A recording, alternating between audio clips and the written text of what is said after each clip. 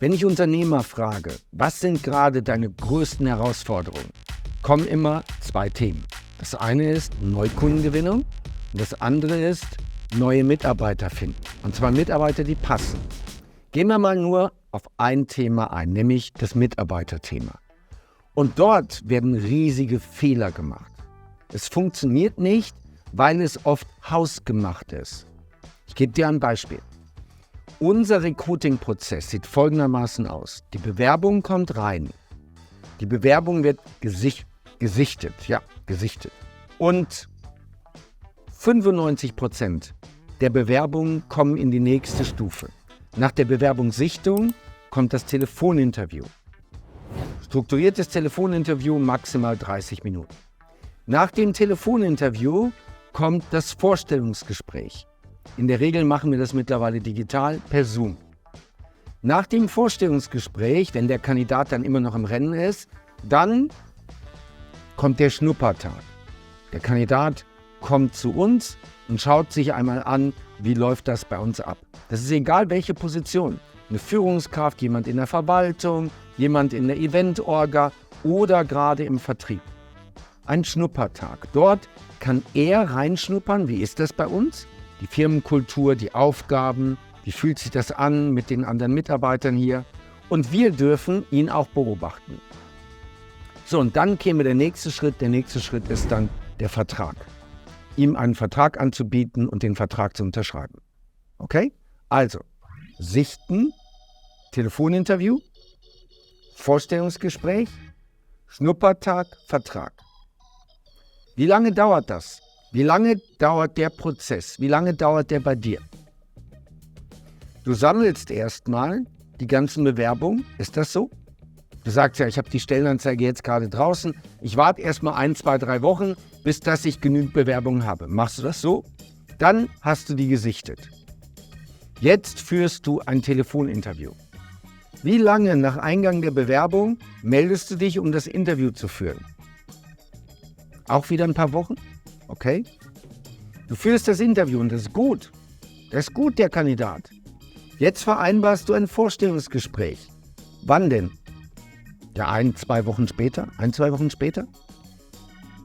Okay, mal angenommen, da soll jetzt nochmal der oberste Chef drauf gucken. Mal angenommen, da willst du noch jemand anders drauf gucken lassen. Vielleicht hast du sogar 2 Vorstellungsgespräche. Wie lange dauert das?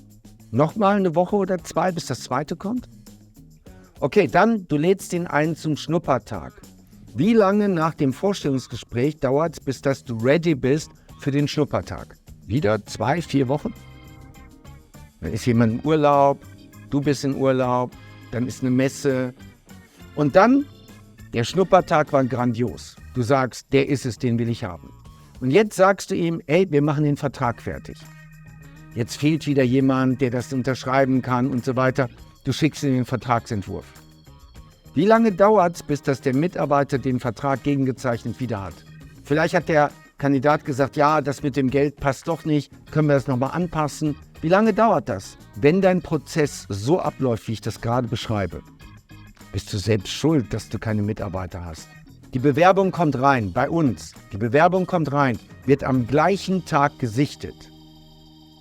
Am gleichen Tag bekommt der Kandidat eine E-Mail mit 3 Terminvorschlägen für das Telefoninterview. Im Idealfall am nächsten Tag. Manchmal auch am gleichen Tag. Wenn das Telefoninterview gut war, ist am nächsten Tag das Vorstellungsgespräch. Am nächsten Tag das Vorstellungsgespräch. Spätestens am übernächsten. Ist das Bewerbungsgespräch gut? Lädst du ihn ein, am nächsten oder am übernächsten Tag zum Schnuppertag zu kommen? Ist der gut beim Schnuppertag? Legst du ihm abends beim Abschlussgespräch den Arbeitsvertrag vor und du unterschreibst den. Jetzt kann er den sofort auch selber unterschreiben oder er nimmt den mit und unterschreibt ihn dann und schickt ihn dir wieder rüber. Wir sind in der Lage, von der Bewerbung bis zur Unterschrift innerhalb einer Woche einen Kandidaten an den Start zu bringen. Und deswegen bekommen wir die richtig guten Leute. Und deswegen ist Recruiting bei uns keine Baustelle. Wie ist das? Das ist einer der größten Fehler. Warum? Du willst die besten Kandidaten haben. Die C-Kandidaten sind sowieso hilflos, die willst du nicht. Die B-Kandidaten, die haben Zeit. Die willst du aber auch nicht, du willst A-Kandidaten haben. Ein A-Kandidat, der einen Job sucht, hat 100 Optionen, weil er ein A-Kandidat ist. Wenn du eine A-Bewerbung bekommst, wird irgendjemand richtig schnell sein und den anrufen. Wenn das Vorstellungsgespräch gut war, das Telefoninterview gut war, wird jemand sehr schnell sein. Wenn sich der gleiche Kandidat, der A-Kandidat, bei dir bewirbt und bei mir bewirbt, wer stellt ihn ein? Wer stellt ihn ein? Ich stelle ihn ein, weil ich viel schneller bin als du. Schnell ist das neue Groß.